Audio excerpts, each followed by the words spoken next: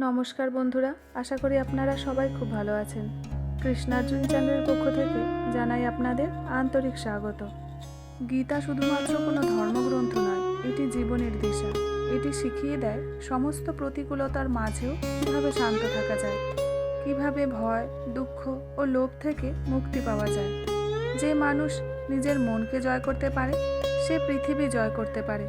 যে নিজের কর্মফল নিয়ে চিন্তা করে না, সে সত্যিই মুক্ত। এই মুক্তির পথে গীতা আমাদের দেখায়। শ্রীকৃষ্ণ বলেছেন, মানুষের দুঃখের মূল হলো অজ্ঞানতা। আমরা যা দেখি তাকেই সত্য ভাবি, অথচ গীতা বলে এই দেহ, এই সম্পর্ক, এই সম্পদ সবই ক্ষণস্থায়ী। আসল হলো সেই আত্মা, যা চিরন্তন, যা জন্মায় না, যা মরে না। এই উপলব্ধি যখন হৃদয়ে জন্মায়, তখন কোনো কষ্টই আর কষ্ট থাকে না। তখন মানুষ মুক্তির স্বাদ পায়। শ্রীকৃষ্ণের অমূল্য বাণীর মধ্যে একটি হলো, কর্মই তোমার অধিকার, ফল নয়। এই কথার মধ্যে এমন এক গভীর সত্য লুকিয়ে আছে, যা বুঝতে পারলে মন থেকে সব চিন্তাই মুছে যায়। আমরা প্রতিদিন কাজ করি ফলের আশায়, টাকা পাবো, সম্মান পাবো, সফল হব, কিন্তু যখন সেই ফল পাই না, তখন হতাশা আসে। কৃষ্ণ বলেন, ফল নিয়ে ভেবো না, ফলের আশা ত্যাগ করলে মন শান্ত হয়, আর শান্ত মনই ঈশ্বরের আসন।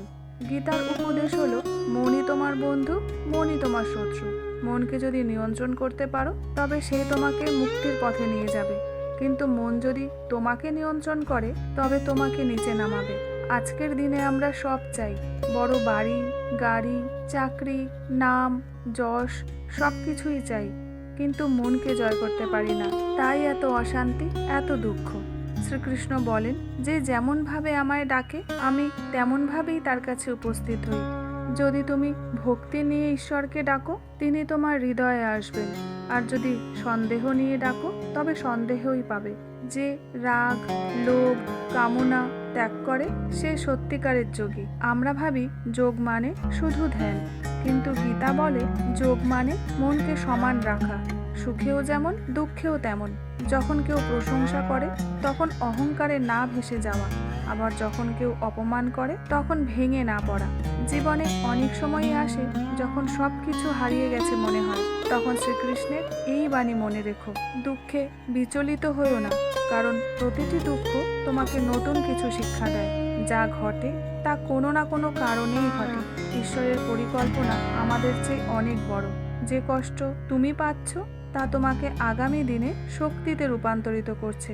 তাই হতাশ হয়ো না, ভরসা রাখো তার ওপর। আমরা প্রায় বলি আমি একা, কিন্তু গীতা বলে কেউ একা নয়, তোমার ভিতরে কৃষ্ণ আছেন। তুমি তা বোঝো না বলেই একাকিত্ব অনুভব করো।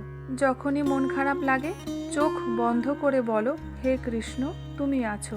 দেখবে মন হালকা হয়ে গেছে। তার নামেই এমন শক্তি আছে যা অন্ধকার দূর করে দেয়। শ্রীকৃষ্ণের একটি গভীর বাণী আছে, যে সবার মধ্যে ঈশ্বরকে দেখে আর ঈশ্বরের মধ্যে সবাইকে দেখে, সে কখনোই একা নয়। এমন দৃষ্টিভঙ্গি যার আছে, তার হৃদয়ে কোনো ঘৃণা থাকে না, সে সবার প্রতি মমতা অনুভব করে।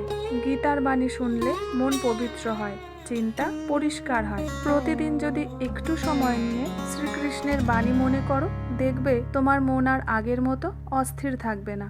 তাহলে বন্ধুরা, আশা করছি আজকের এই পুরো ভিডিওটি আপনাদের নিশ্চয়ই ভালো লেগেছে। আর যদি ভালো লেগে থাকে, কমেন্ট সেকশনে আমাকে জানাতে কিন্তু ভুলবেন না।